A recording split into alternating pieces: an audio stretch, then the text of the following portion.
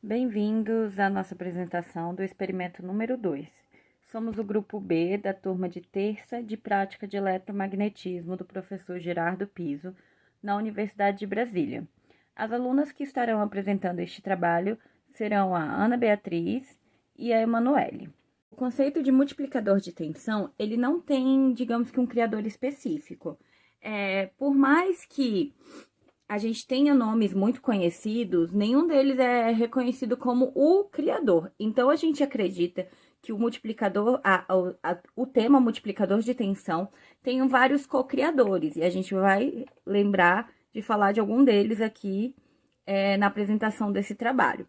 Então, a gente tem contribuição tanto de cientistas da física, quanto a alguns engenheiros que, ao longo do tempo, passaram a melhorar e agregar no conceito de multiplicador de tensão. Nesse trabalho, a gente tem a apresentação por vídeo, onde a gente explica algumas teorias e as práticas que foram feitas em laboratório sobre o assunto. Tanto a teoria quanto a prática, elas se unem nesse trabalho, para que vocês possam entender como foi feito todos os testes laboratoriais e por que a gente fez. Qual foi a parte teórica que nos ajudou a entender com a parte prática. Lembrando que todos os projetos feitos nesse trabalho foram com supervisão de um professor e de um técnico de laboratório dentro da UNB FGA, no Gama de Brasília. As demonstrações e aplicações reais do seu funcionamento atual de todos os testes foram de fato analisados com o professor e os alunos. Bom, falando de alguns cientistas, engenheiros e físicos que ajudaram, eu acho que para início a gente pode citar três. Desculpa, não vou saber falar o nome dele certinho, mas é o Heinrich Greenescher, o Maxwell Weir e o Esther Ruska. Acredito que é assim que fala, talvez esteja muito errada. Bom, vamos ao conceito inicial de multiplicador de tensão. É uma configuração que tende a dobrar uma tensão específica, ou uma tensão de entrada. No caso, essa vai ser a nossa específica. O circuito permite aumentar a tensão de entrada para produzir uma tensão de saída maior.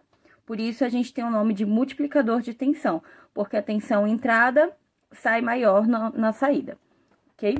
Então, a gente tem uma combinação de diodos e capacitores numa placa eletrônica que, durante diferentes ciclos de ondas de tensão de entrada, os capacitores são carregados e descarregados numa sequência que resulta uma tensão acumulada maior.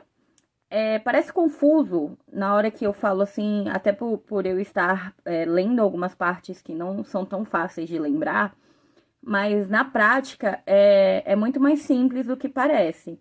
É um projeto que pra gente não foi um grau de dificuldade muito alto, tanto teórico como prático. A gente vai mostrar alguns exemplos feitos em sala que demonstraram bem como funciona. Como eu citei antes, o multiplicador de tensão, como não tem um criador único, ele também tem várias teorias que envolvem ele, para complementar o estudo do multiplicador de tensão.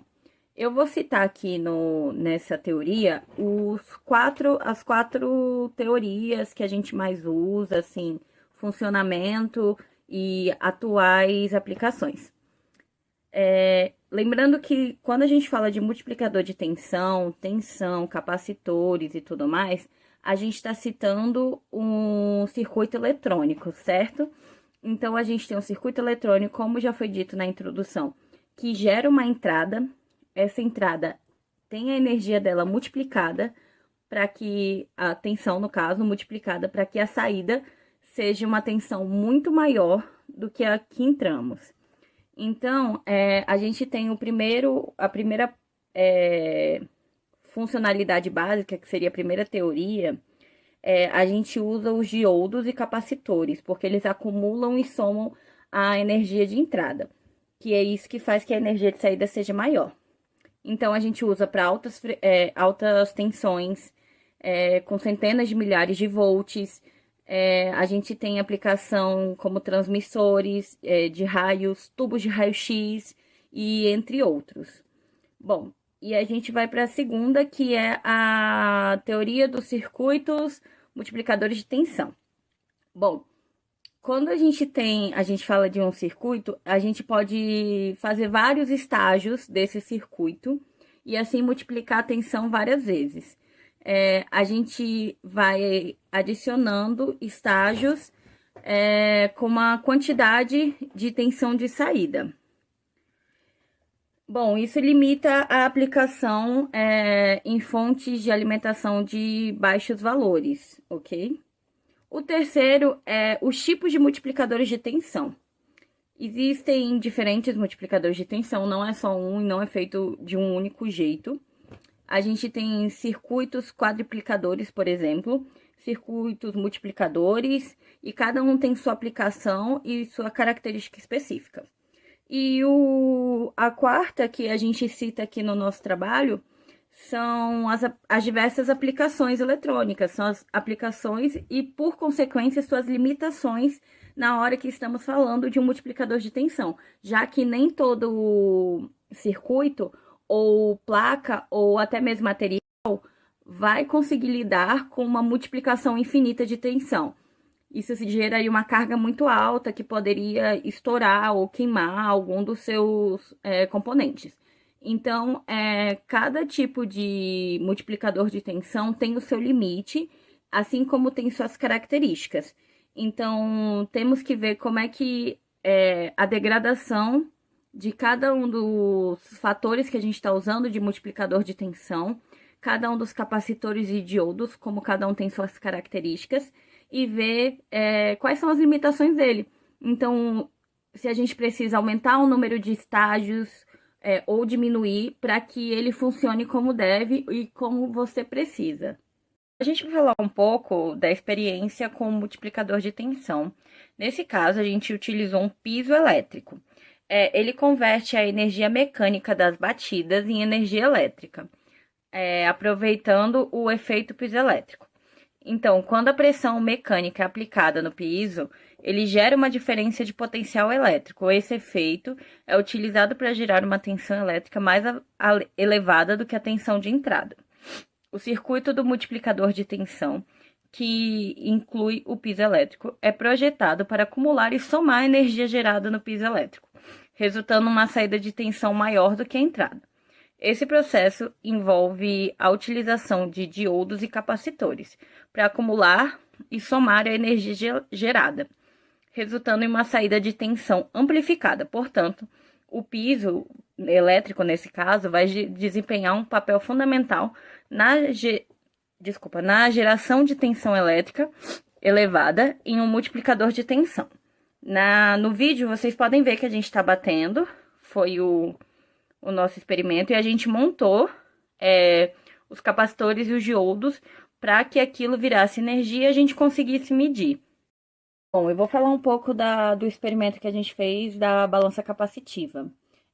Lá no nosso fórum e na nossa análise final, a gente vai falar quais foram os problemas que a gente sentiu nesse experimento, quais foram as nossas indagações. Mas na parte teórica, a balança capacitiva funciona através de uma deformação mecânica. E essa deformação mecânica acontece uma conversão que os sinais elétricos interpretados para determinar o peso de objeto. Ou seja, a gente mede a capacitância de algo com a nossa balança capacitiva e consegue tirar os dados dela para que a gente faça o cálculo para sair o peso.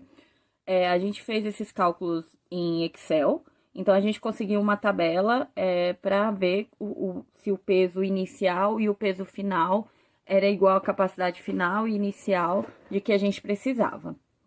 Bom, a célula de carga da balança capta a intensidade da compressão ou da tensão, transformando a energia mecânica recebida em tensão elétrica. Além disso, o princípio de compensação de força eletromagnética consiste em uma compensação de força eletromotriz, contrária a uma força mecânica aplicada no prato da balança. Lembrando que os materiais dessa balança específica foram cedidos pelo professor e pelo laboratório e pelo técnico de laboratório. Então, o prato da balança foi uma lâmina metálica que o professor pegou pra gente e o papel manteiga. No nosso caso, o papel manteiga não tinha a capacitância mínima pra gente conseguir fazer os cálculos, então a gente trocou por esponja. Por mais que no vídeo ao lado apareça o papel manteiga ainda, o teste final foi feito com uma esponja e foi o que funcionou e foi autorizado pelo professor ser utilizado neste trabalho. Portanto, a balança capacitiva utiliza esses princípios para medir com precisão o peso do objeto ou pessoas em forma rápida e precisa. Oi, eu sou a Emanuele e antes de explicar o nosso experimento, eu vou primeiro falar um pouquinho sobre o que é a rigidez dielétrica. A rigidez dielétrica de um certo material é o valor limite de campo elétrico aplicado sobre a espessura do material, sendo que a partir desse valor, os átomos que compõem o material se ionizam e o material dielétrico deixa de funcionar como isolante. Rigidez dielétrica é a capacidade de um material isolante suportar um campo elétrico intenso sem se tornar condutor, ou seja, sem que ocorra ruptura elétrica. Esse parâmetro é crucial para avaliar as eficiências de materiais isolantes usados em cabos elétricos, transformadores e outros componentes elétricos. A gente vai ver isso a partir da construção de um circuito construído a partir de uma raquete mata-mosquitos. De acordo com o enunciado de construção, está escrito assim: construir um multiplicador de tensão para um circuito de tensão de entrada de 3 volts, realizando os passos descritos no vídeo referência 4. E para montar nosso multiplicador de tensão, usando o circuito de uma raquete mata-mosquitos, foi necessário utilizar um circuito multiplicador de Crookes-Croft-Walton. Dando uma breve explicação teórica, o circuito multiplicador de Crookes-Croft-Walton é um tipo de circuito eletrônico usado para converter uma tensão de corrente alternada AC de baixo valor em uma tensão de corrente contínua DC de alto valor. É composto por uma série de diodos e capacitores dispostos em um arranjo específico que permite multiplicar a tensão de entrada. Ele pode ser expandido com mais estágios, ou seja, mais diodos e capacitores, para alcançar tensões mais altas. Porém, é claro, lembrando que não há expansão infinita devido a perdas resistivas, capacitância parasitária e carga limitada. Esse circuito tem um uso muito comum em sistemas de geração de alta tensão, como geradores de raio-x, aceleradores de partículas e em fontes de alimentação para dispositivos eletrônicos que requerem alta tensão. Mas como esse circuito funciona? O circuito recebe a tensão de entrada AC, os capacitores armazenam energia durante as diferentes fases do ciclo AC, os diodos direcionam a corrente para carregar os capacitores de maneira controlada, permitindo que a tensão se acumule ao longo de múltiplos estágios, e cada estágio do circuito adiciona um valor de tensão igual à tensão de pico de entrada AC. Com mais estágios, a tensão de saída aumenta proporcionalmente. Teoria explicada, vamos agora para a montagem do nosso circuito. Nós utilizamos de material uma raquete mata-mosquito, que já possui um circuito gerador de alta tensão, e apenas utilizamos os diodos e capacitores que já se encontravam na raquete. Também utilizamos um botão interruptor de 12 volts liga e desliga, uma caixa de papelão e 2 garras de jacaré. Vamos falar sobre o passo a passo de como fizemos a desmontagem da raquete e a montagem do nosso circuito. Primeiro abrimos a raquete mata-mosquitos e identificamos a saída de alta tensão do circuito interno. Desconectamos a saída de alta tensão do circuito de malha da raquete para usar como entrada para o multiplicador de tensão. E com a ajuda de uma solda, retiramos capacitores e diodos que não seriam necessários e montamos nosso multiplicador de tensão com eles. O circuito multiplicador básico consiste em etapas repetitivas de diodos e capacitores. O circuito de raquete já possui um mini interruptor, mas por medida de segurança, nós aumentamos o fio que levava até o interruptor e trocamos por um interruptor maior e colocamos do lado exterior da nossa caixa de papelão. Assim, nosso sistema ficou isolado e evitou a possibilidade de a gente tomar um choque. A partir disso, a gente conectou a saída de alta tensão da raquete ao primeiro capacitor e o diodo do circuito. E temos assim nosso circuito multiplicador de tensão usando uma raquete de mata-mosquitos.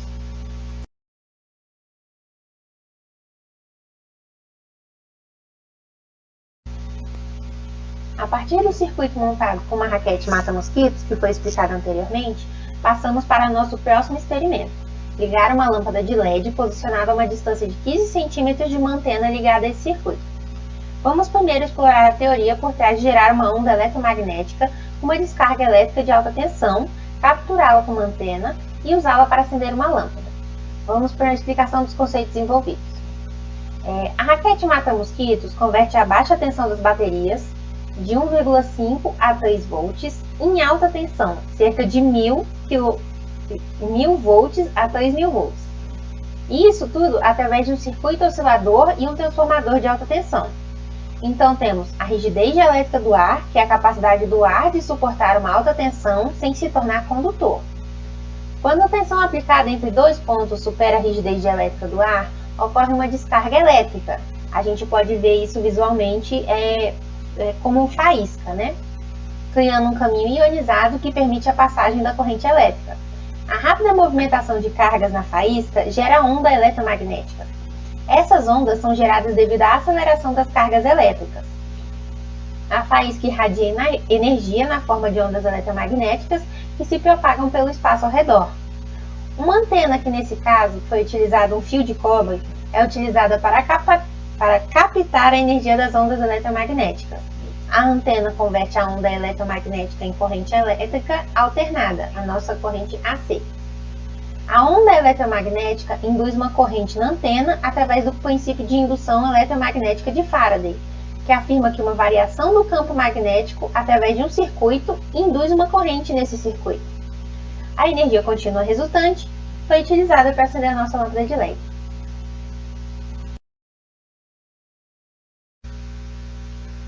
As simulações que vão ser apresentadas a seguir foram concebidas para demonstrar o comportamento das linhas de campo. No vídeo de referência utilizado são exibidos 5 experimentos: capacitor de polo, capacitor de placas paralelas, o poder das pontas, gaiola de Faraday e uma gaiola de Faraday, porém utilizando a gaiola com um material isolante. Na placa de projeção do vídeo foi utilizada uma mistura de fubá e óleo de rícino. Essa combinação amido de milho mais óleo de rícino é escolhida devido às suas propriedades físicas, a viscosidade adequada que permite que as partículas reajam de maneira perceptível ao campo elétrico, formando padrões visíveis, e as propriedades ópticas que melhoram a visibilidade das linhas de campo. Além disso, são posicionados 2 eletrodos nessa mistura ligados cada um a um terminal, um com carga positiva, que está ligado a um gerador de Van de Graaff, e outro que está aterrado, representando nossa carga negativa.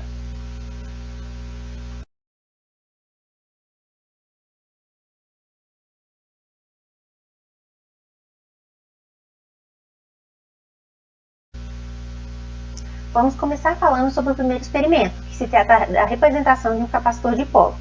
Um capacitor de polo é formado por 2 placas condutoras paralelas, separadas por um meio dielétrico de alta resistência elétrica, como vácuo, papel, borracha ou óleo. Esse tipo de capacitor é utilizado em diversas aplicações tecnológicas e é encontrado em praticamente todos os circuitos eletrônicos. Quando a diferença de potencial é aplicada, um campo elétrico é formado entre as placas, fazendo com que o capacitor acumule carga em seus terminais, e o dielétrico presente no interior do capacitor dificulta a passagem das cargas elétricas através das placas. Vamos agora para a simulação desse primeiro experimento no OneSoft Maxwell. Para começar, eu abri aqui o OneSoft Maxwell, a gente já criou aqui um projeto, clicando aqui nessa folhinha branca. Eu vou renomear ele, vou mudar aqui para dipolo, que é o nosso primeiro experimento.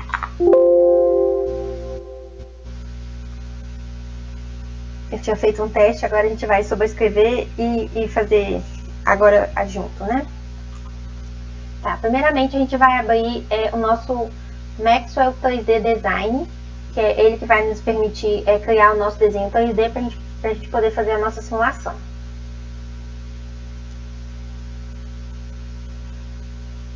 Eu já vou começar desde o início e mudar o nosso tipo de simulação para eletrostática. Ou como eu vou fazer isso? Eu vou aqui em Maxwell 3D, Solution Type, e vou aqui mudar para eletrostático. Assim a gente consegue visualizar as linhas de campo. Tá, vamos lá. Para o primeiro experimento, são duas esferas dentro da caixa de vidro, né? Do nosso material que é isolante, vamos dizer assim. Vamos lá, primeiro criando a nossa esfera aqui, no ponto 000. Eu já vou aproveitar, abrir aqui um pouquinho. Esse aqui eu vou renomear como esquerdo, que é o nosso capacitor esquerdo. E já vou aproveitar e mudar o material dele para copper, que é o nosso cobre, que é o nosso material condutor. Ok. Vamos lá. Agora, deixa eu só dar uma olhadinha aqui. Eu vou aqui em cima de esquerdo, aqui nessa aba. Vou clicar em cima de Create Sphere. A gente consegue ver os valores de comando da nossa esfera. Eu vou mudar, vou deixar ele centralizado aqui na posição 000 e vou mudar o raio para 5 milímetros. Vamos centralizar o nosso desenho clicando aqui nessa lupinha com quadrado. Agora, para o nosso capacitor direito, eu vou simplesmente clicar aqui em cima de esquerdo, dar um Ctrl C, clicar em cima de sólidos e dar um Ctrl V. Os dois capacitores, eles já estão aqui um em cima do outro. O que eu vou fazer?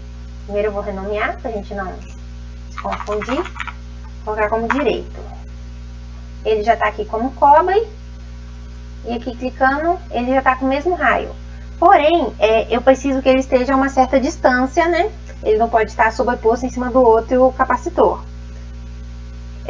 Então eu vou ajustar a posição dele em Y.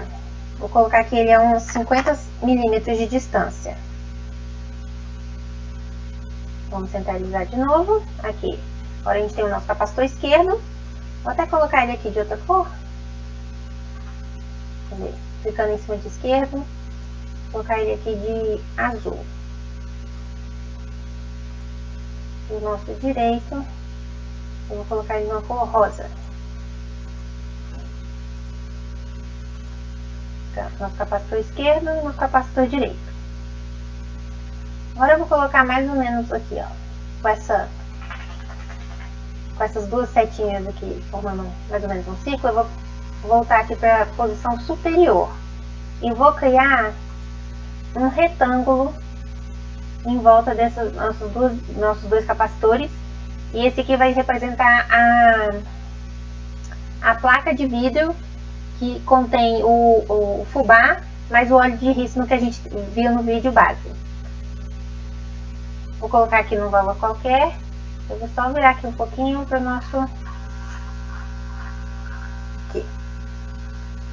Nossa caixa não ficar muito desproporcional. Deixa eu ver. Vou dar uma transparência aqui para enxergar melhor. Vou virar aqui um pouquinho. Ela ficou bem grande. Mas não tem importância aqui o tamanho não. Mas a gente precisa que ela pegue esses dois pedaços dos nossos capacitores, eles estão para fora da caixa. Então eu vou clicar aqui em cima de Create Box, no Box 1. E vou mudar aí a posição em Z para um -10. Aí já pegou. Não tem importância dele ser maior para um lado, menor para o outro. A gente vai conseguir ver as linhas de campo do mesmo jeito. Muito bem. Nosso desenho em 3D já está pronto. Agora a gente vai partir para a parte da simulação propriamente dita. O que eu vou fazer primeiro? Primeiro eu vou colocar voltagem nesses dois capacitores. Como que a gente faz isso? Tá, vamos lá. A gente vai aqui em Nexo 3D. E perdi um pouco.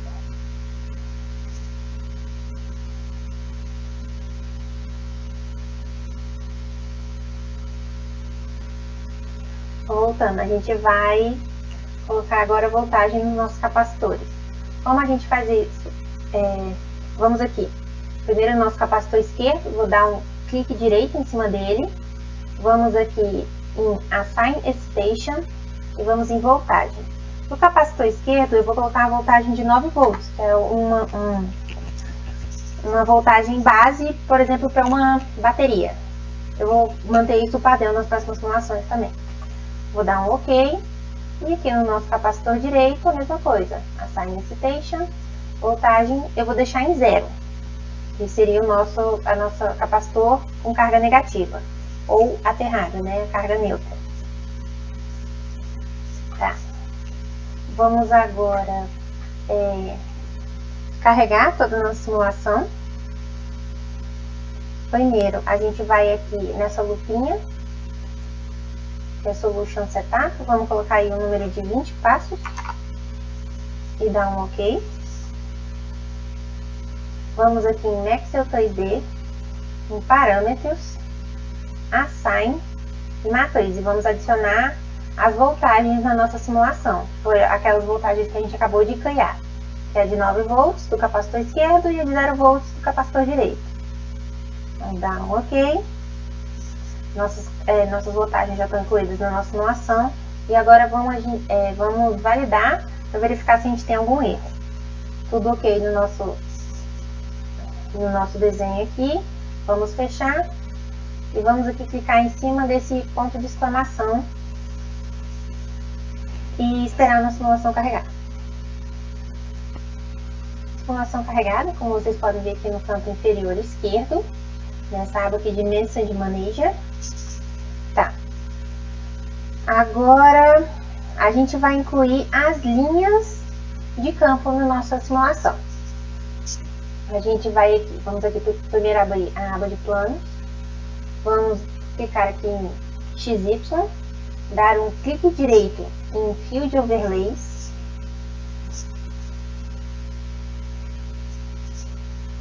Aí vamos em Fields e vamos em E, Mag E. Vamos selecionar todos os objetos. Vamos dar um OK. Já temos a força. Agora vamos adicionar as direções. Mesma coisa, clicar em cima de XY. Clique direito em Field Overlays, Fields, E. Agora vamos em E-Vector. Selecionar novamente todos os objetos e damos um OK. Aqui a gente já consegue ver mais ou menos como está se comportando as linhas de campo nas direções dos nossos capacitores. Saindo do positivo e indo para o negativo. A gente vai ver isso melhor na animação. Mas antes disso, vamos dar uma olhada nos resultados de capacitância e voltagem. Como a gente faz isso? Aqui na aba de Project Manager, a gente vai dar um clique direito em Results. Vamos em Solution Data. Em Solution Data, a primeira aba que abre, a gente já consegue ver aqui a nossa voltagem em picofarad, que é a nossa unidade de capacitância. A gente também consegue mudar para outros tamanhos, grandezas de medida, né? A unidade continua sendo farad. Tá. Agora clicando aqui em Export Circuit e aqui em Preview, a gente consegue os valores de capacitância que a gente tem para a nossa simulação. Vamos dar um OK, OK, fechar. Vamos finalmente para a parte da animação. Vamos dar um clique direito em Field Overlays e vamos aqui em Animate. Ele vai, primeiro a gente vai mudar para Normalize Distance e vamos colocar aqui uma quantidade de passos. Eu vou colocar uns 15. Vou dar um OK.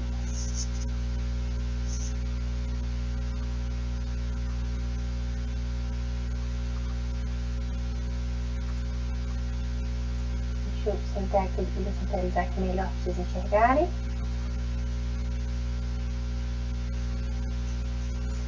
Tá. Em uma linha de campo de dipolo elétrico, a gente pode observar os seguintes aspectos. As linhas de campo elétrico começam da carga positiva do dipolo. As linhas terminam na carga negativa. Vamos dar uma pausa aqui. E a gente consegue ver que elas começam do positivo e vão até o negativo e terminam aqui. As linhas de campo, elas não são retas. Elas são, na verdade, curvas que conectam a carga positiva na carga negativa. O padrão das linhas é simétrico, aí dá essa impressão de linha, mas na verdade são curvas. E perto das cargas, a gente consegue ver que as linhas de campo elas são mais densas, indicando um campo elétrico mais forte. E à medida que se afastam das cargas, as linhas se espalham, mostrando que o campo elétrico se enfraquece com a distância.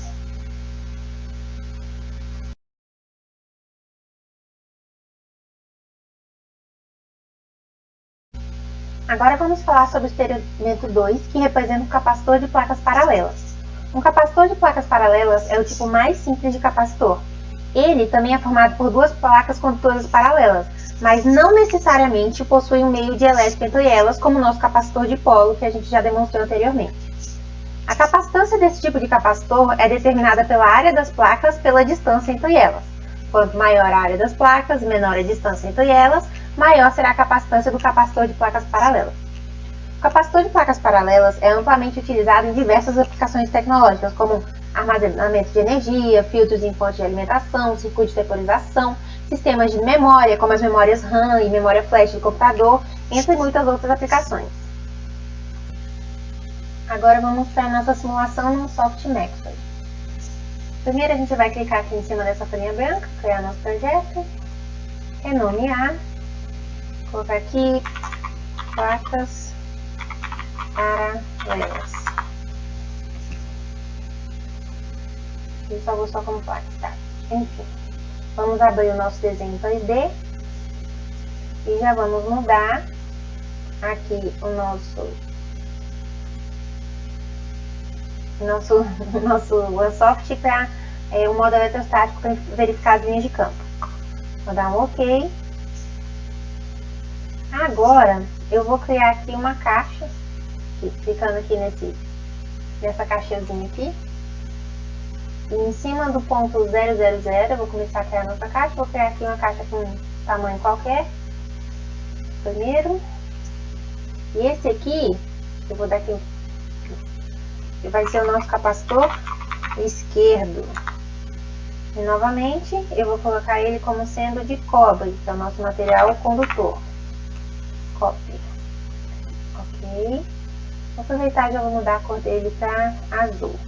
Deixar como padrão os nossos capacitores esquerdos como azul. Tá. Agora aqui, em cima de esquerdo, dentro de esquerdo, em cima da caixa Create Box, vou dar 2 cliques e eu vou mudar aqui um pouquinho os valores para um valor que eu já tinha testado antes. Vou colocar X com tamanho 10, Y com tamanho 1 e Z com tamanho 5. Vou deixar a posição ainda no 000. Vamos centralizar. A gente tem o nosso capacitor esquerdo. Agora, para o nosso terminal equivalente, eu vou criar uma cópia, clicando assim aqui em cima de esquerdo, dando Ctrl C, dar um clique em cima de Solis, Ctrl V. Já vamos mudar para direito. Ele, exatamente por ser uma cópia, ele tem as mesmas dimensões do nosso capacitor esquerdo. Já vou mudar também a cor para rosa. Tá. Agora eu vou aqui em direito e vou mudar apenas a posição dele, colocando aqui numa distância de 10 milímetros. Vou dar um OK. Centralizar. Muito bem. Agora eu vou criar a nossa caixa de fubá e óleo de rícino. Novamente, vou olhar aqui da vista superior. Vamos um alt aqui. Vou criar aqui, com essa caixinha aqui. Mais ou menos aqui. Agora, quando essa caixa não está tão grande, vou girar.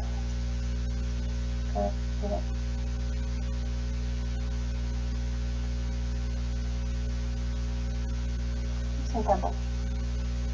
Vamos centralizar de novo e vamos colocar logo uma transparência. Opa, aqui não, embaixo. Uma transparência para a gente conseguir enxergar os nossos capacitores. Vou dar uma giradinha aqui.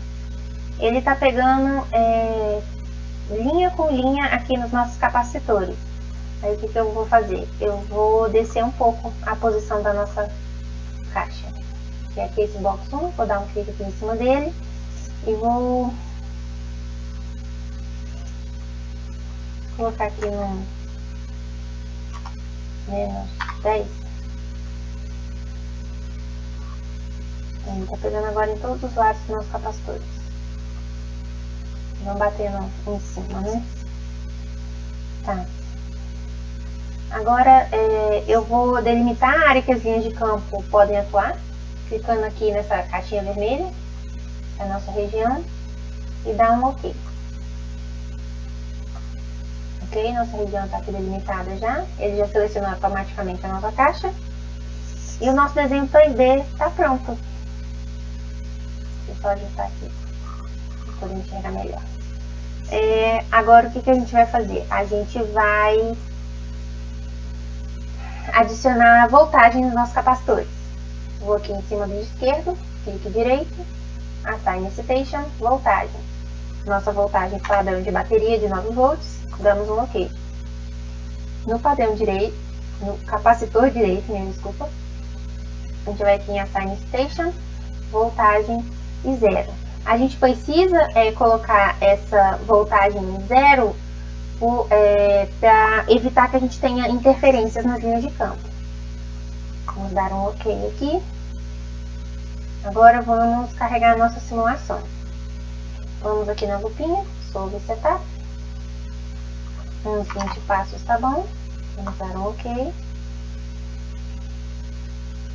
Agora vamos adicionar a nossa voltagem efetivamente na simulação.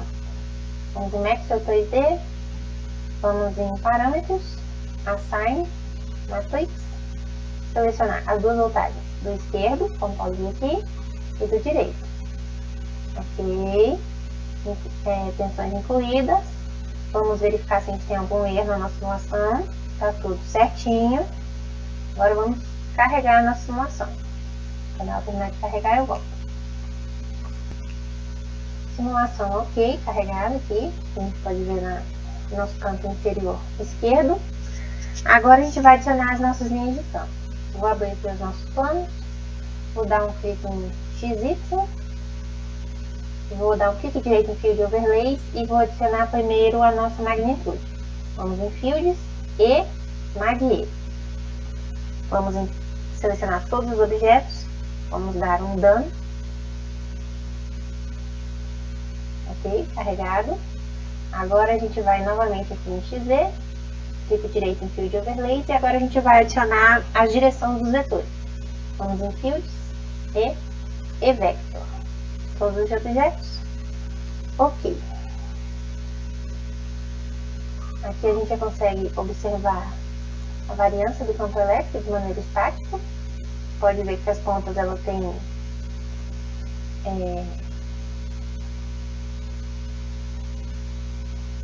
um desvio maior, né? A gente vai conseguir ver melhor na parte da animação. Mas antes disso, vamos verificar os resultados, né? Vamos aqui na aba de Project Manager. Vamos dar clique direito em Results, vamos em Solution Data. Aqui a nossa voltagem picofaraday. Vamos verificar o nosso capacitância, né? Aqui é a nossa capacitância. O nosso circuitinho aqui, vamos fechar.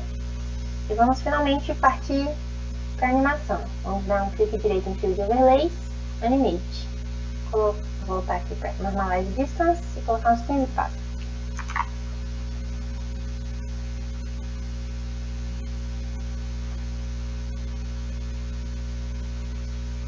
Vamos ajeitar aqui.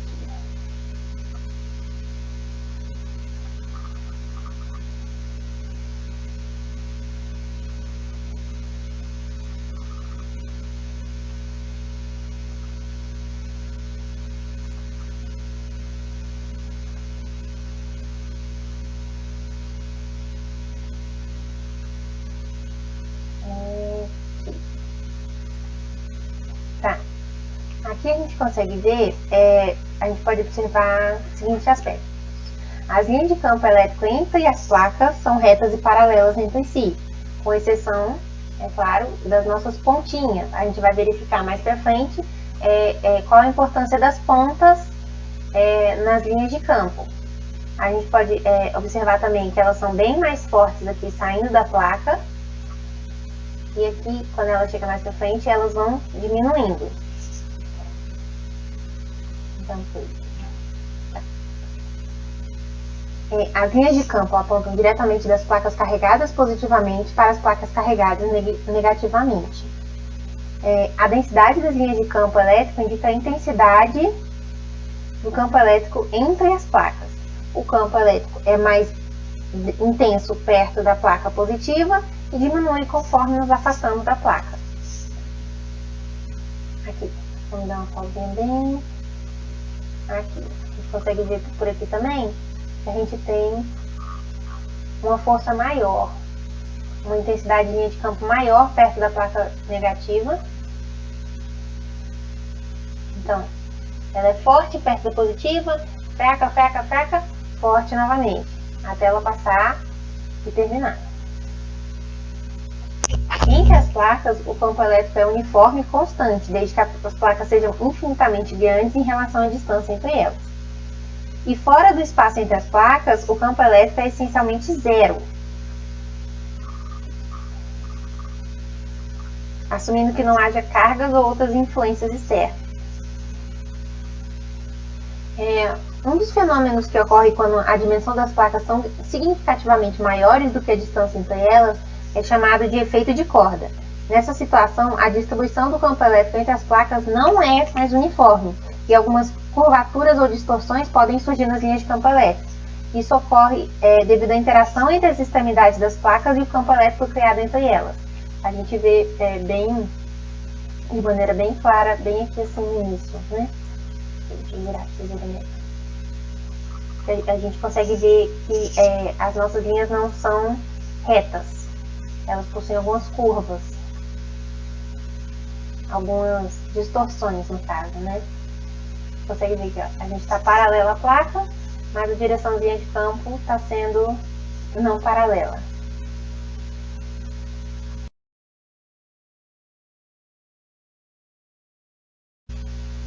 No experimento de número 3, temos a representação do poder das pontas num capacitor. O poder das pontas refere-se à capacidade de um objeto com extremidades afiadas ou pontiagudas de concentrar o campo elétrico em suas pontas. Isso ocorre porque as linhas de campo se acumulam mais facilmente em áreas com menor raio de curvatura. Devido à maior concentração de campo elétrico, as pontas podem acumular uma maior tensão elétrica em relação às partes planas do objeto. O poder das pontas é um fenômeno que pode ser visto em diversas aplicações, como para-raios, onde as pontas dos para-raios permitem que as cargas elétricas se acumulem e criam um campo elétrico intenso, atraindo os raios e protegendo as estruturas contra descargas elétricas. Também temos aplicação em filtros de linha, onde as pontas são usadas para proteger equipamentos eletrônicos contra ruídos e interferências elétricas. A gente também tem várias outras aplicações aí onde o poder das pontas ocorre, né? Vamos agora para a nossa simulação. Vamos começar aí, vamos abrir um novo projeto, renomear, vamos colocar aqui poder das pontas. Ok, vamos sobrescrever, que eu já tinha feito o modelinho antes para testar. Vamos abrir aqui o nosso Maxwell 3D, nosso desenho, e já vamos mudar nosso tipo para eletrostático, para que a gente consiga visualizar as linhas de campo. Primeiramente, eu vou começar clicando aqui, nessa piramidezinha, um conezinho, né? Vou começar aqui do ponto 000.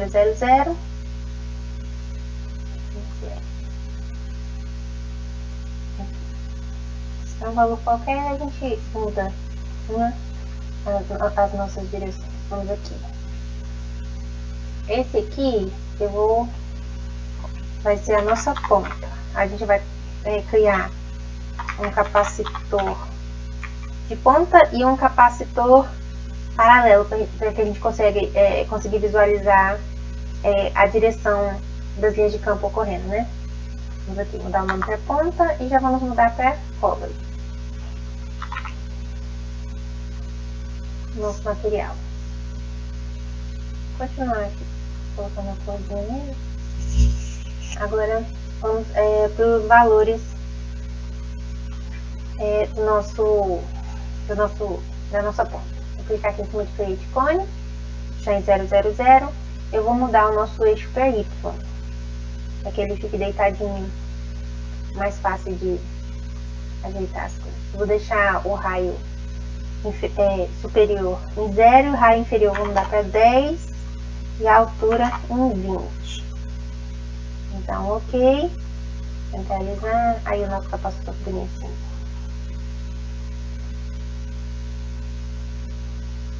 Agora eu vou aqui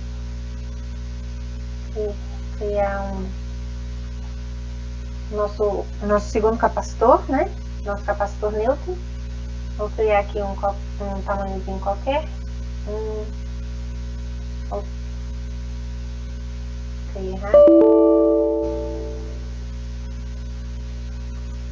Vamos aqui. Ficar aqui. 1, 2, 3, 4, 5. 1, 2, 3, 4, 5. No experimento de número 4, são mostradas duas vertentes em relação à gaiola de Faraday. Na primeira vertente, temos a nossa gaiola como um material condutor, e na segunda vertente, temos a nossa gaiola como um material isolante. A gente vai ver as implicações disso na nossa simulação. Mas antes das simulações, o que é uma gaiola de Faraday? O efeito da gaiola de Faraday é um princípio de física que descreve como uma estrutura condutora pode proteger seu interior de campos elétricos externos. Uma gaiola de Faraday é uma estrutura metálica condutora que é eletricamente conectada à Terra ou a um potencial elétrico neutro. Quando um campo elétrico externo incide sobre a gaiola, as cargas livres do material condutor se redistribuem instantaneamente para neutralizar o campo elétrico dentro da gaiola. E não se limita apenas a campos elétricos estáticos, mas também se estende a campos eletromagnéticos, incluindo radiação eletromagnética de radiofrequência e micro-ondas. Uma gaiola de Faraday ideal, ou seja, com sua gaiola de material condutor, possui diversas aplicações em diferentes áreas, como proteção contra interferências eletromagnéticas, garantindo a integridade e bom funcionamento de equipamentos, segurança em ambientes industriais, evitando a entrada de faíscas ou campos elétricos que possam causar acidentes, e seguranças em veículos, funcionando, por exemplo, tanto em carros como aeronaves, especialmente em sistemas eletrônicos de controle e comunicação. Agora a gente vai para as nossas simulações. Primeiro eu vou começar simulando a nossa gaiola de Faraday ideal como uma gaiola de material condutor, né? Vamos aqui abrir o nosso projeto. A gaiola ideal. Abrir o nosso desenho 3D. Vou já modificar aqui para eletrostático. Ok. E aqui a gente vai usar as mesmas medidas que a gente usou lá em placas paralelas. Vou criar aqui um retângulo qualquer. Esse aqui é o nosso capacitor esquerdo e o cobre.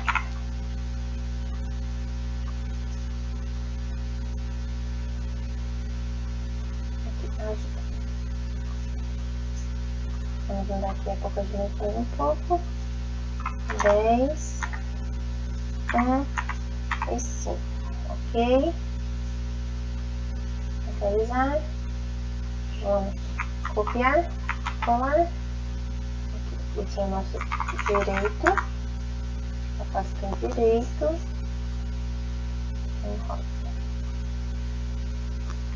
Vamos mudar aqui apenas a posição do nosso direito aqui. Na sua posição em Y, colocar em 29. Tá. Exatamente como a gente fez as nossas placas paralelas. A única diferença foi que eu dei uma distância maior aqui para caber a nossa gaiola no meio. A gente já tem a base da simulação, agora vamos criar a gaiola. Eu vou mudar aqui para a vista superior.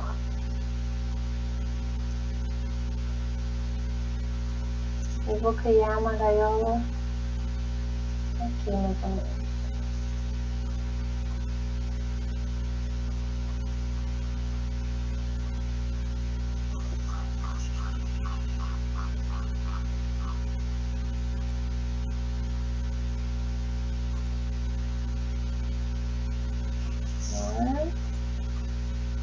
Opa.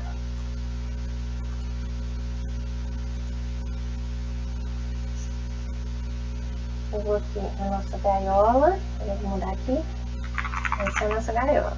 Já vou mudar o material também para cobre. Vou mudar as nossas dimensões apenas para que ela fique da mesma altura dos nossos capacitores. Aí.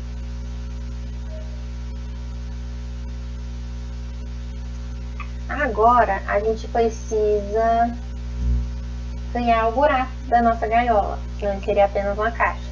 Vamos lá aqui. Criar.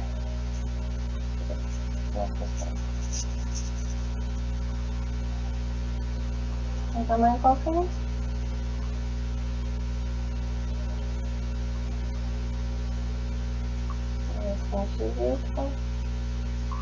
Olha isso, como forte.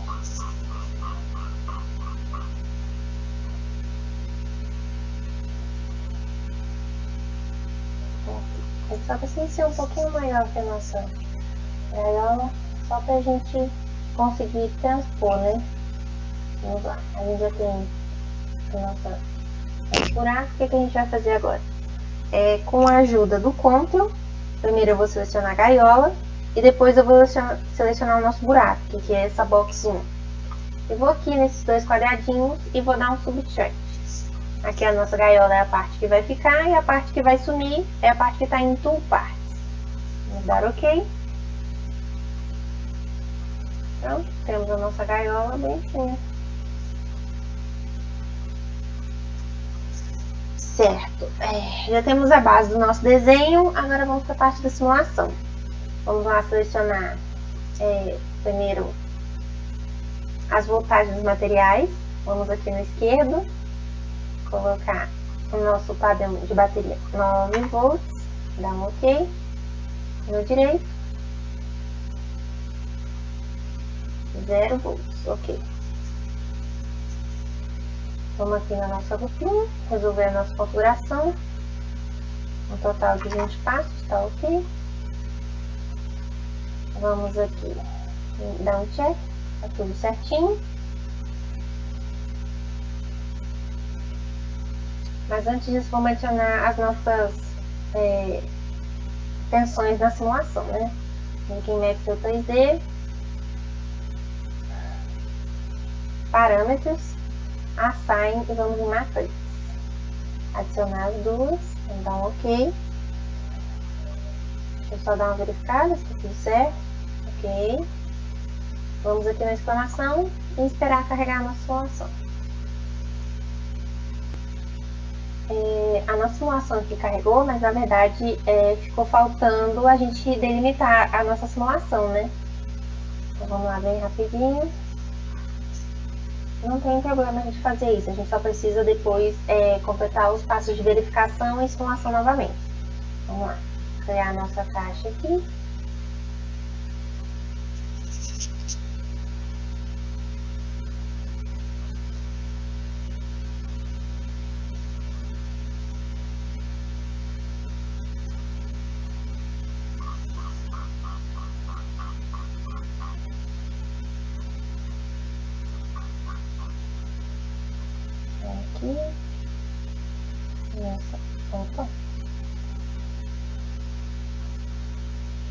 Nossa caixa, eu vou apenas colocar de forma que ela esteja 15, um pouquinho só para baixo.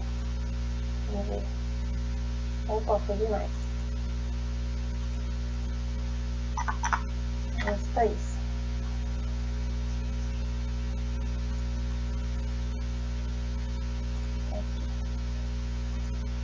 Eu parei um pouco para enxergar.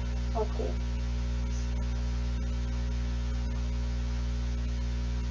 Certinho.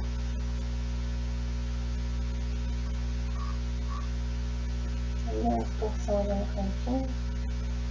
Não é só o problema de imagem, não é da simulação não. Ok. Tá, vamos lá. A gente fez isso, vamos agora delimitar a região. Tá, ok. Agora de novo, vamos na lupinha. Mudamos para... Opa! Aqui, vamos escolher setup. A voltagem eu vou deixar aqui.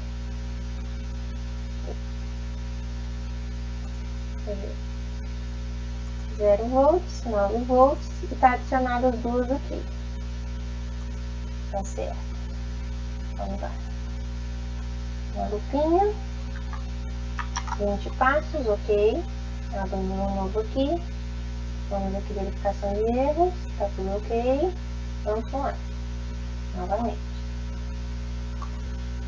Simulação tudo ok. Agora vamos adicionar as nossas linhas de campo. Vamos aqui em XY, clico direito em Field Overlays, Fields e Mag. Para magnitude, vamos clicar em todos os objetos, ok.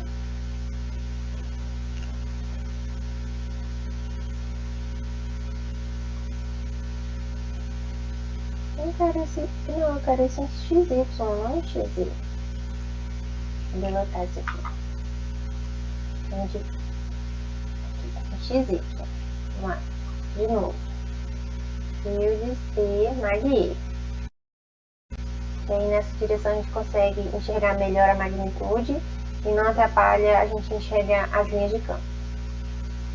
Agora com a ajuda do Shift a gente vai selecionar todas as direções. Clique direito em Field Overlays, vamos em E e Vector. Todos os objetos. Ok. Aqui a gente já consegue ver bem bonitinho a nossa gaiola, a intensidade dela, onde ela ocorre interferência, o fato de que ela não é completamente reta, ela faz uma mini curva aqui. Olha aqui. Então a gente vai ver melhor isso na animação. Mas antes, vamos para os nossos resultados. Clique direito aqui em Results, Solution Data, e os nossos dados de voltagem. Vamos aqui para os nossos dados de capacitância. Certinho, fechar aqui. Vamos para a nossa animação. Aqui em Field Overlay, vou dar um clique direito e Animate. No Data Normalize Distance, em data 20 passos.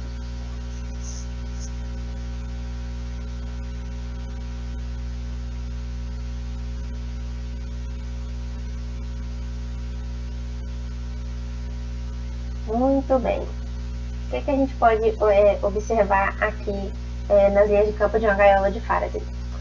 Dentro da gaiola, as linhas de campo elétrico são praticamente inexistentes ou muito fracas. Aqui. Vou até tirar aqui a magnitude para vocês poderem enxergar melhor. Magnitude. Elas são extremamente fracas em relação às externas, né?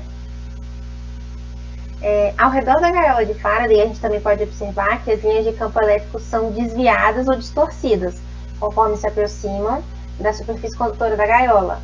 Isso ocorre devido à redistribuição das cargas livres na superfície condutora que neutralizam o campo elétrico externo. Vamos ver. A gente consegue ver de forma bem clara. É quase como se elas batessem e voltassem. Não, elas batem e desviam. Elas se dispersam.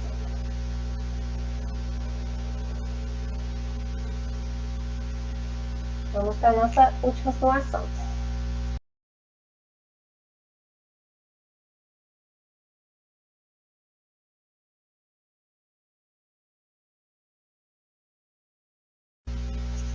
Agora, seguindo o mesmo princípio, a gente vai ver como seria o comportamento das linhas de campo caso nossa gaiola fosse feita de um material isolante. Retomando, uma gaiola de Faraday ideal funciona como um escudo eletrostático devido à sua capacidade de conduzir cargas elétricas. Quando uma onda eletromagnética atinge a gaiola, os elétrons nos metais se movem para neutralizá-la, impedindo que ela entre na gaiola. Isso ocorre porque a redistribuição das cargas elétricas no material condutor cria um campo elétrico interno oposto e de magnitude semelhante ao campo externo, resultando em um cancelamento efetivo do campo elétrico na gaiola. No entanto, se a gaiola de Faraday fosse de um material isolante, como plástico ou vidro, o campo elétrico não seria cancelado da mesma forma. Os materiais isolantes não possuem a capacidade de conduzir cargas elétricas livremente, o que significa que as cargas elétricas não seriam redistribuídas da mesma maneira. Como resultado, o campo elétrico externo não seria bloqueado ou cancelado pela gaiola de Faraday feita de material isolante. Vamos para a nossa simulação para a gente poder ver isso.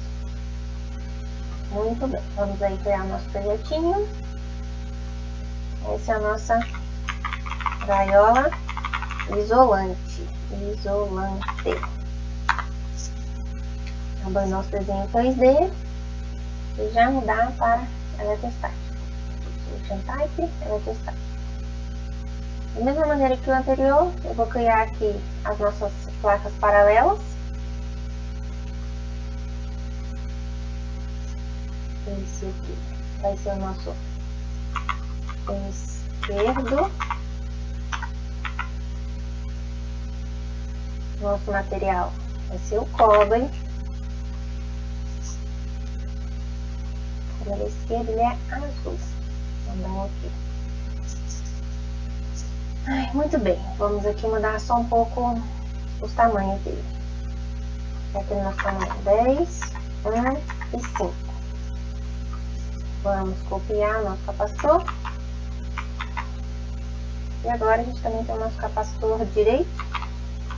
Mesmo material, mesmas dimensões. A gente vai apenas aqui mudar a posição um pouquinho. 29. Ok. Aqui direito, eu também vou mudar a cor dele, né? Que é rosa. Muito bem. Temos aqui as nossas placas. Vamos para a nossa gaiola.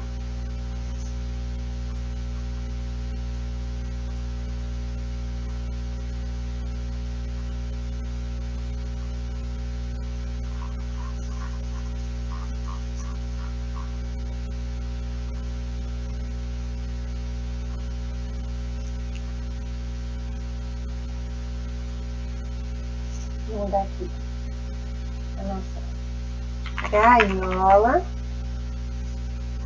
Aqui, o material dela eu vou mudar para rubber, que é a nossa borracha. Então, vai ser o nosso material isolante. Aqui também a gente vai mudar também o tamanho. 10, 11 aqui, 5. Muito bem. Vamos agora criar o nosso buraco. Para criar a nossa efetiva gaiola. Aqui. Vamos nós nessa área do retângulo muito alto.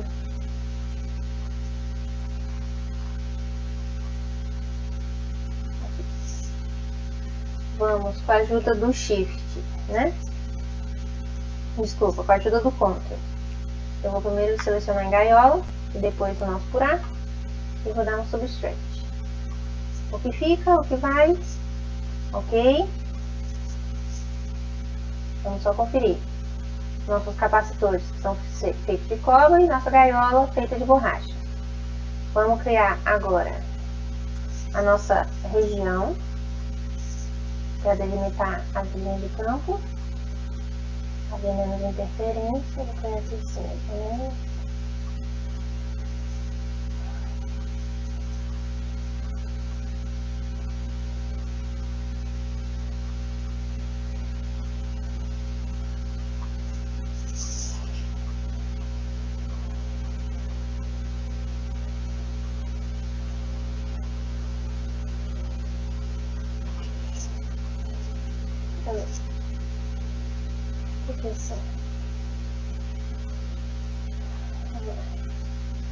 Dá uma transparência para a nossa caixa.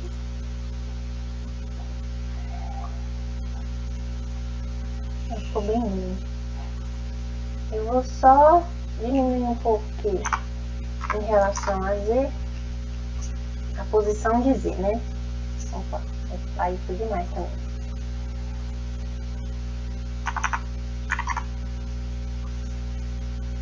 Aí. Pronto, a gente tem os nossos capacitores aqui dentro da caixa, pegando de cima a baixo e as laterais também.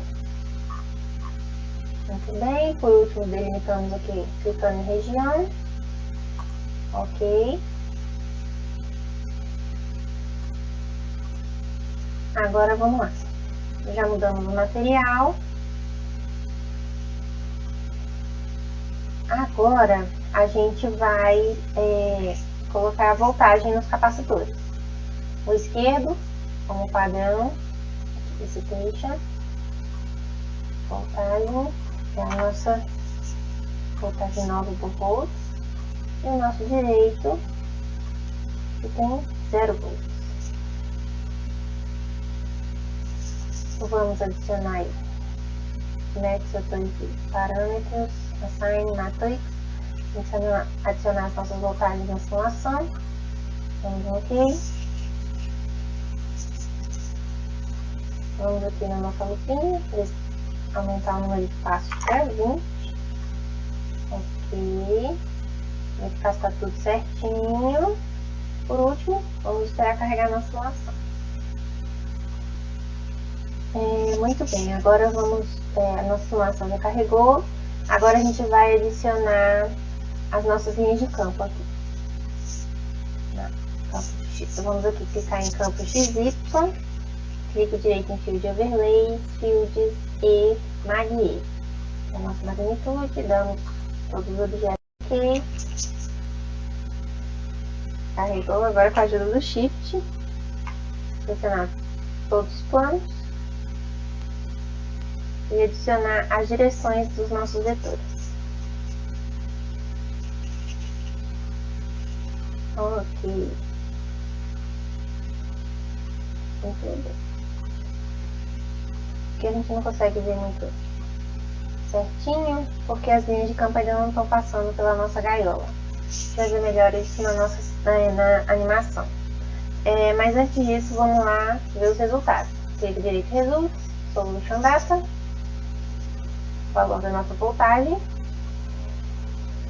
e aqui o valor da nossa capacitância.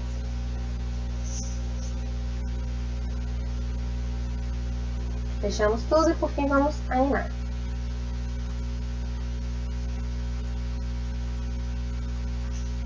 Normalize Distance e 20 passos.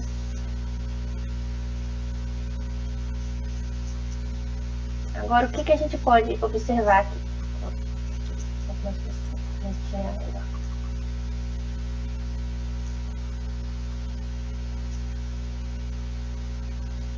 Eu vou desaparecer aqui com essa magnitude para a gente conseguir enxergar melhor os vetores, né? Se uma gaiola de Faraday fosse feita de material isolante ao invés de material condutor, o comportamento das linhas de campo elétrico são bastante diferentes de uma gaiola de Faraday ideal. Ou seja, ao contrário de uma gaiola condutora, o material isolante não possui cargas livres para se mover e neutralizar o campo elétrico externo. Portanto, o campo elétrico externo penetraria livremente através do material isolante até o interior da gaiola. Dentro da gaiola do material isolante, as linhas de campo elétrico seriam distribuídas de forma mais uniformes, sem distorção ou desvio significativo observado em gaiola condutora. O que é basicamente dizer que essa gaiola não está espatamada.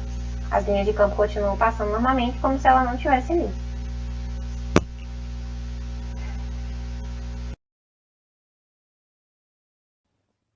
Bom, todos os resultados foram analisados pelo professor e todos eles foram vistos e de forma que conseguimos analisar como é aplicada a teoria na prática, fazendo com que a gente perceba e tenha a satisfação de ver e analisar e entender como que a gente usa a teoria que é tanto estudada em aula e a prática que é tanto aplicada no dia a dia. Então, os alunos observaram e a aplicação real e a utilização dos multiplicadores de tensão na vida real. Isso foi muito importante para a nossa jornada dentro dessa matéria de física, já que é uma matéria muito interessante. Bom, agora chegamos na parte do fórum, né? A nossa análise conjunta. No nosso caso do grupo, nós somos uma dupla. E a gente vai falar um pouco de como foi a nossa experiência nesse experimento 2 e como quais foram as dificuldades que a gente teve, as dúvidas e tudo mais. Bom, começando pelo multiplicador de tensão, foi um dos primeiros slides que tem o piso elétrico, certo? Dificuldade que a gente teve. O piso elétrico, ele não é tão sensível quanto a gente achava que bater com o dedo ia resolver e a gente ia conseguir fazer uma contagem alta e ir lá longe. Não, ele não reconhece muito bem a batida do dedo. Ele reconhece uma batida constante com algo que seja um pouquinho mais duro do que o nosso dedo. Então, depois de muito tempo, a gente descobriu que com a caneta, com a bunda da caneta, assim, a parte traseira da caneta, era mais fácil. Então, a gente gastou 1 hora quase para descobrir que não está funcionando. Na organização eletrônica dessa parte. A gente teve que fazer um teste com todos os capacitores que a gente ia usar para ver se estava tudo certo com o piso elétrico e e juntar o piso elétrico com a parte eletrônica. Foi a Emanuele, eu acho que foi a primeira vez que a gente teve que fazer alguma ligação ali de fato existente, né? Porque as outras eram muito teóricas. Sim, não só isso, foi a primeira vez, pelo menos para mim, foi a primeira vez na vida que eu usei uma solda, né? Eu acho que a gente teve essa dificuldade aí também, porque nas matérias que a gente já fez para trás, nenhuma vez a gente precisou utilizar a solda e o estanho, né? Então, demorou, acho que mais para a gente poder pegar essa parte, a solda que tem no laboratório, ela é meio disfuncional, ela só pega em um ponto específico. A gente tinha pouco estanho para poder trabalhar. Nem todos os capacitores estavam funcionando, nem todos tinham as perninhas. Os capacitores têm uma perninha mais curta e uma mais longa. Nem todos davam o encaixe certinho na placa que a gente estava usando. Teve muito probleminha assim. Depois a gente foi passar para como se fosse um AutoCAD de eletrônica, para fazer a simulaçãozinha, que é uma das fotos que está no slide, que vocês vão reconhecer o desenhozinho. O desenho é lindo. A prática dá um trabalhinho. Não é difícil a parte teórica e a parte prática. O difícil foi a execução. Como eu falei, quando você encaixa todos os capacitores bonitinhos, o piso elétrico, tudo certinho na placa, você tem que ver se nenhum está queimado, se todos estão passando a parte de eletricidadezinha, se tem algum risco de algum estar emparelhado no local que empurre o outro, porque quando você faz as conexões naquele tipo de placa, você tem os buraquinhos que você já enfia. Naquela parte não tem solda, a solda é no piso. Então, naquela parte você só encaixa. Só que aí, se você encaixar um e ele tiver com a perna mais curta e pender para o lado, ele vai empurrar o outro, que vai desencaixar. E aí você tem que toda uma organização que ninguém te explica. Então, tem uma organização eletrônica que ela não é difícil, mas ela tem uma organização ali para ele ficar alinhado onde é positivo e onde é negativo, e ao mesmo tempo nenhum empurrar nenhum para eles não saírem do lugar ou eles não desligarem. Fora as batidinhas, né, que a gente descobriu que é com a caneta. Eu acho que tem um frame que eu bato com o dedo e um frame que eu bato com a caneta, e com a caneta que funcionou de fato. Bom, continuando, a gente foi para a balança capacitiva. Muito fácil na teoria também. Problemas que a gente teve foi problemas, digamos, mecânicos, porque a gente nunca tinha pegado nesses tais objetos. E quando a gente foi fazer o experimento em si, a gente não tinha a ideia palpável dele. Quando a gente pega a balança capacitiva para fazer, que a gente faz um movimento mecânico, a gente usou papel manteiga. E o papel manteiga, ele era muito fino. Não deu certo. A gente deixava ela sem nada em cima, só a balança em si com papel manteiga, entre as placas, tudo bonitinho, para marcar o peso zero. Quando a gente botava um peso qualquer, ele dava outro valor. Quando a gente tirava, que era para ele voltar para o peso zero, ele não voltava para o peso zero. E a gente começou a ter alguns problemas, a gente teve que mudar. Acho que uma das dificuldades que a gente teve é porque o papel manteiga, ele tem uma capacitância abaixo do que a gente necessitava. Então, a capacitância abaixo dos 500 gramas que a gente precisava. Então, a gente teve que trocar o material para poder fazer essa medição. A capacitância dela mínima não era o bastante, por mais que o professor tivesse deixado um guia que a gente poderia usar papel manteiga. Só que como ele só citou o material, como a gente tem que descobrir na prática, então a gente não imaginava que era mais de uma folha, ou que a gente tinha que fazer sessões de papel manteiga. Então a gente preferiu mudar, perguntou para ele se poderia mudar, se estava tudo bem, a gente mudou para uma esponja, que aí a esponja conseguiu manter a capacitância que a gente precisava, porque o teste era simples. Tinha um peso, tinha um gráfico no Excel, que a Manu estava com gráfico e eu estava responsável pelos pesos na hora. A gente montou um gráfico no Excel de acordo com o que a gente conseguiu calcular do peso inicial da balança. E aí o professor vinha com um peso qualquer, numa garrafinha de água, com a água que ele botava na hora para fazer um peso aleatório, né? Para que nenhum peso fosse igual e nem a gente soubesse o peso. Ele botava em cima da balança, a gente tinha que marcar o peso. Não. Ele media a capacitância e a Ele gente media a tinha que falar o capacitância valor, e a gente tinha que falar o o valor peso. certinho. E aí, com os cálculos que a gente fez, a gente conseguiu, deu certo. Mas a segunda vez, no vídeo, a gente fez com papel manteiga, porque era o vídeo que a gente tinha gravado. O da esponja, a gente fez só um teste, e na verdade foi o teste que deu certo. E aí foram esses problemas. O problema em si desse experimento mesmo foi quando a gente chegou. Até então foram problemas assim de descoberta. Quando a gente chegou na rigidez dialética do ar, aí que a gente achou os problemas verdadeiros, digamos assim, da prática. A gente pegou como vocês viram no vídeo, a gente pega uma raquete de mata-mosquito, tira a placa, tira a bateria, tira tudo bonitinho. Só que você tem um jeito certo de descarregar ela. Senão você toma uma porrada de choque. Eu tomei muitos choques. Então a gente tinha todo cuidado ali, a gente até botou a luva que aguenta choque, mas ela só aguenta até uma percentual de choque, depois disso ela não aguenta, então eu tomei choque do mesmo jeito.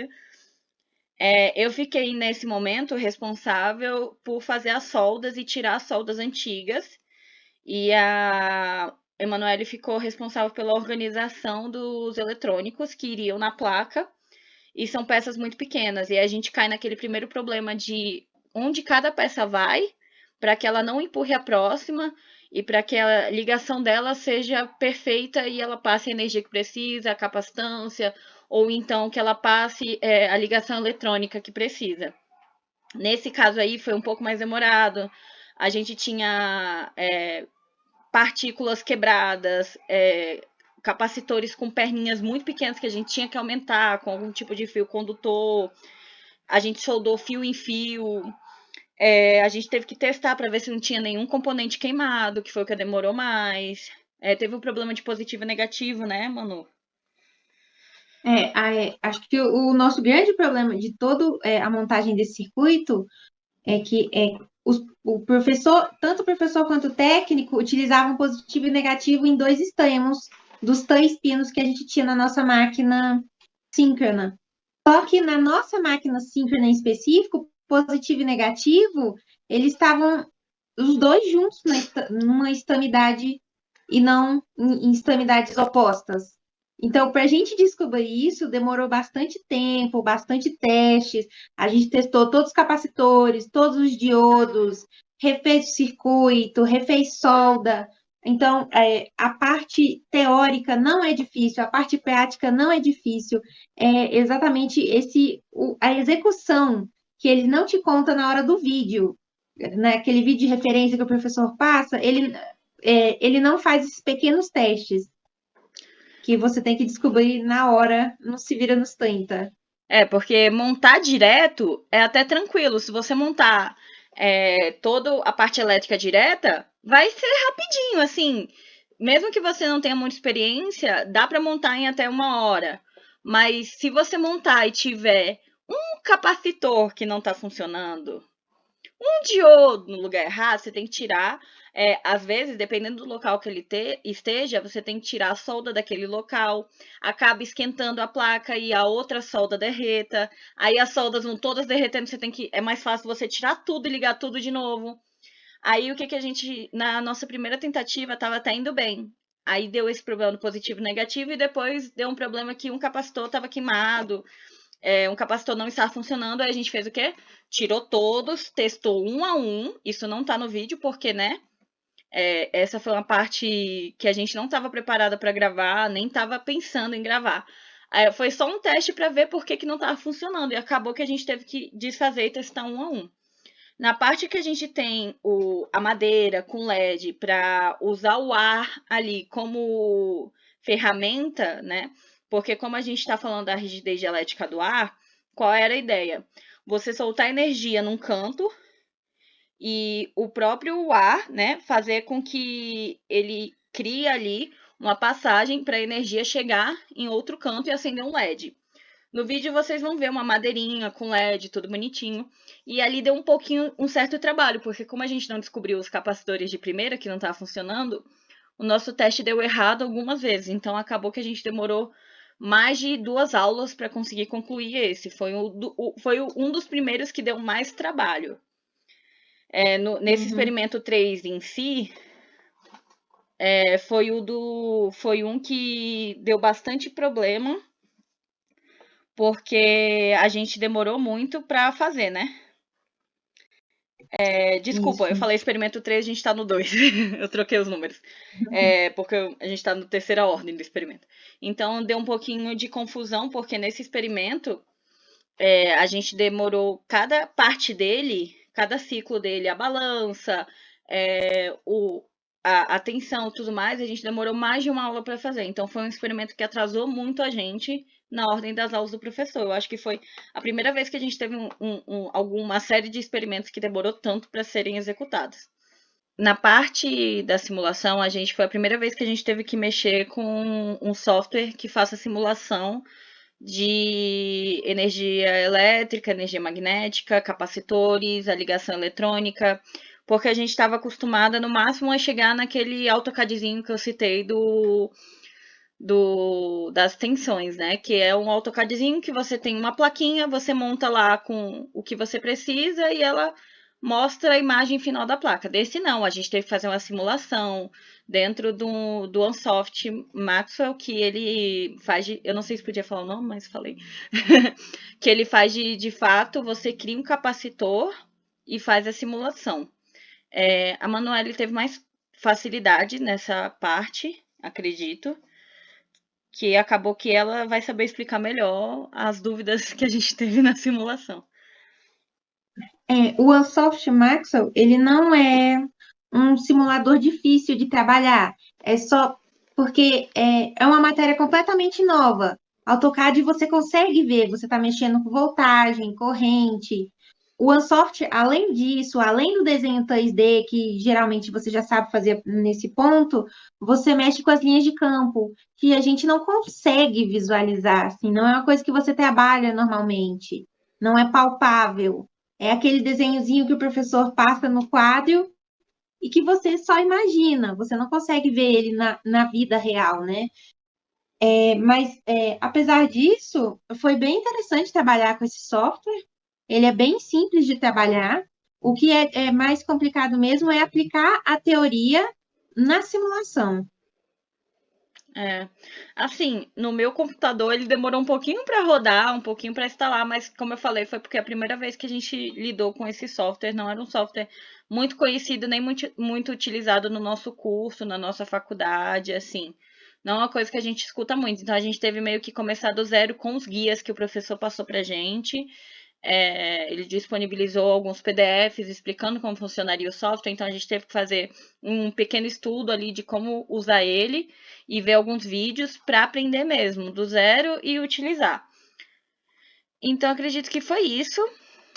Esse foi as nossas indagações e análises no experimento 2. Eu acredito que tenha sido muito proveitoso, porque nesse experimento, eu acho que de todos, foi quando a gente saiu dos experimentos bem básicos para uns experimentos que precisavam mais, tanto da nossa análise, teoria e, de fato, a nossa mecânica ali de funcionamento. Então, foi bem interessante, foi um grau de dificuldade que a gente não estava acostumado em fazer nos experimentos. E foi isso. Muito obrigada. Obrigada.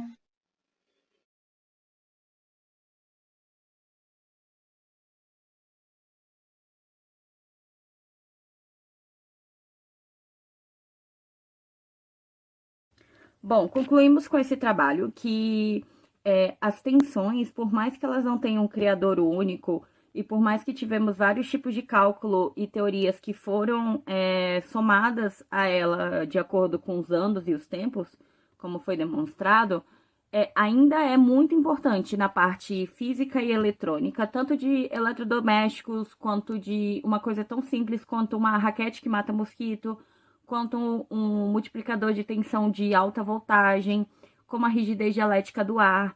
E nas simulações a gente pôde perceber como funciona melhor ele auxiliou, a gente sente que a simulação auxilia melhor a teoria, para que na prática a gente consiga ver. Então, a conclusão desse trabalho é que, de fato, a importância de uma matéria como multiplicador de tensão e uma teoria tão forte no passado ainda é muito importante, e eu acredito que sempre será, para a parte eletromagnética da física e acaba que para a parte eletrônica do mundo atual.